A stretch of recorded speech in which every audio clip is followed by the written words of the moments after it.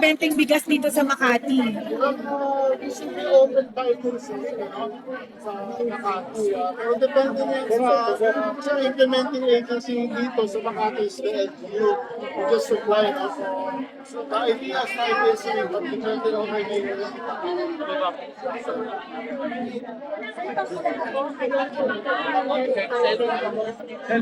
actually, the whole company meron na, no? Wala na makita mukha. Yung outlets natin ng vending bigas is 900 outlets tayo nationwide. And target natin this year maging 1,800 outlets. May 900 tayo. Sa budget po, Secretary, gaano kalaki yung kailangan? Yan, magsusupplemental budget ba para masustain ito, sir? Meron kami existing budget na 5 billion na ginagamit. Last year pa, may 4 billion pa kami doon na hindi nagagamit. But for this year, 19 billion na nakalaan dito. So, we're confident that we can sustain this until the present budget can And then, sir, sorry, walang kinalaman sa bigas. Paano yung ayuda po sa mga rice farmers and other farmers and fishermen kasi hindi sila kasama yung excise tax kasi hindi kasama ang diesel, sir.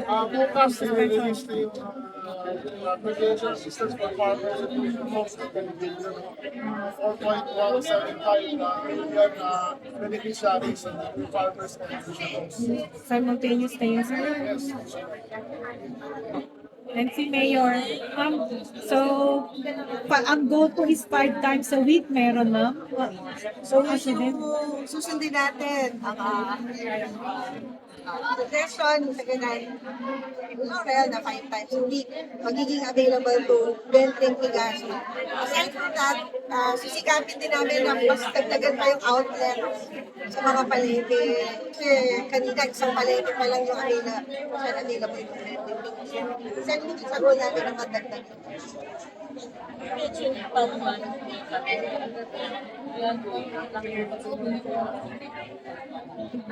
Actually, bababaan na lang namin ay siguro mga 13 barangays lang. Di ba alam yung mga villages dito sa...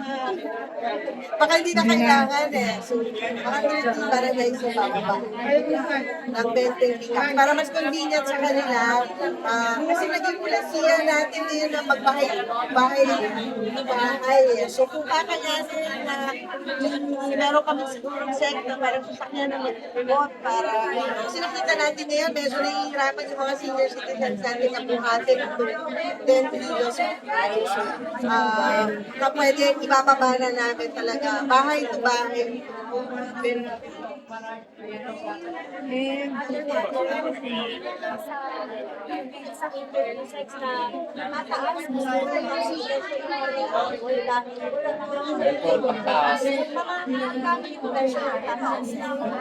Sa ngayon, this is retail siya.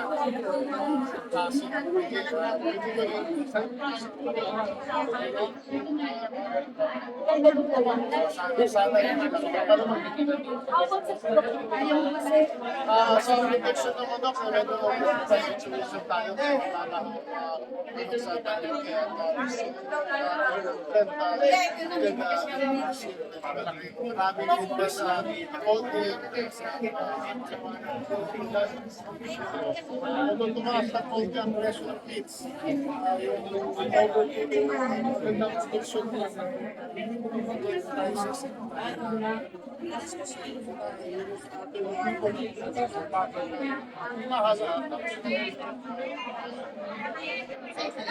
Secretary, yung po bang bigas, ito, imported o locally procured po yung bigas para sa Pagkain na pag-spray sa statement kasi 100% local. Hindi, yung stocks namin dito,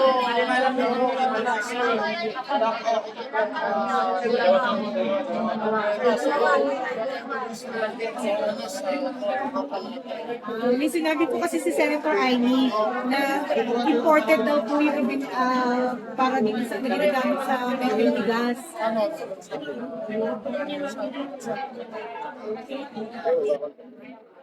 Ma'am, meron kayong additional good news para sa Makati? May bibigay kayong cash pa kayo. So, inayos lang po namin para po sa ating mga joda, magsilinis po kami ng festival sa So, inayos ang magkakaroon kami ng tie-up doon, na kung saan mag-i-issue kami para ng gift certificate worth 1,000 pesos para sa ating mga joda.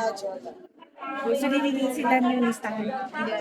Ayusin lang, inaayos lang yung but hopefully by within the month, maro-roll out. Sana next week maro-roll out na namin.